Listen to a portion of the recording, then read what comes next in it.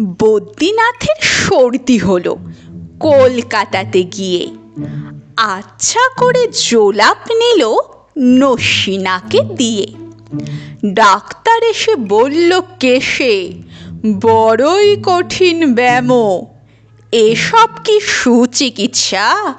আরে আরে রাম, আমার হাতে পড়লে পরে এক্সরে করে দেখি রোগটা কেমন, কঠিন কিনা, আসল কিংবা মেকি। থার্মোমিটার মুখে রেখে সাবধানেতে থাকুক, আইস ব্যাগটা মাথায় দিয়ে একটা দিন তো রাখুক। ইঞ্জেকশন নিতে হবে, অক্সিজেনটা পরে, তারপরেতে দেখবো এ রোগ থাকে কেমন করে। পল্লীগ্রামের বদ্রীনাথ অবাক হলো ভারী।